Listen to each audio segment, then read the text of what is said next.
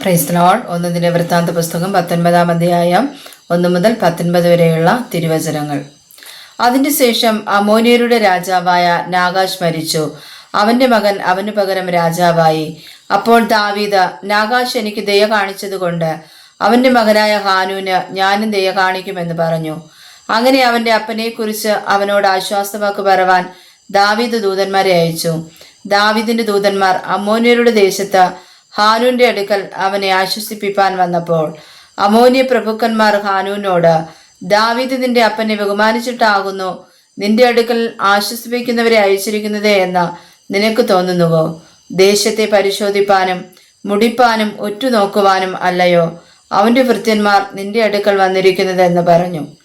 അപ്പോൾ ഹാനൂൻ ദാവീദിന്റെ ഭൃത്യന്മാരെ പിടിച്ച് ക്ഷൗരം ചെയ്യിച്ച് അവരുടെ അങ്കികളെ നടുവിൽ ആസനം വരെ മുറിച്ചു കളഞ്ഞു വിട്ടയച്ചു. ചിലർ ചെന്ന് ആ പുരുഷന്മാരുടെ വസ്തുത ദാവീദിനെ അറിയിച്ചു. അവർ ഏറ്റവും ലജ്ജിച്ചിരിക്കിയാൽ അവൻ അവരെ എതിരേൽപ്പാൻ ആളയച്ചു.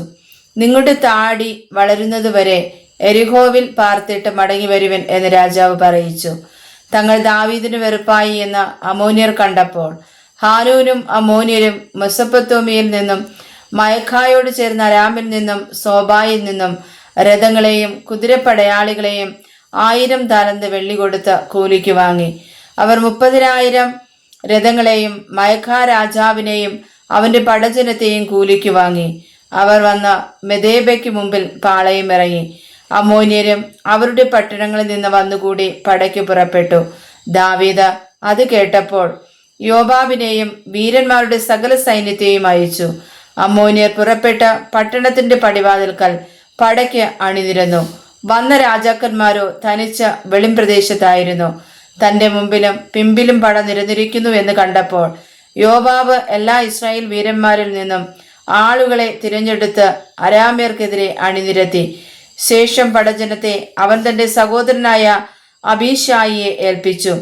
അവർ അമ്മോന്യർക്കെതിരെ അണിനിരന്നു. പിന്നെ അവൻ, അരാമ്യർ എന്റെ നേരെ പ്രാബല്യം പ്രാപിച്ചാൽ നീ എനിക്ക് സഹായം ചെയ്യണം.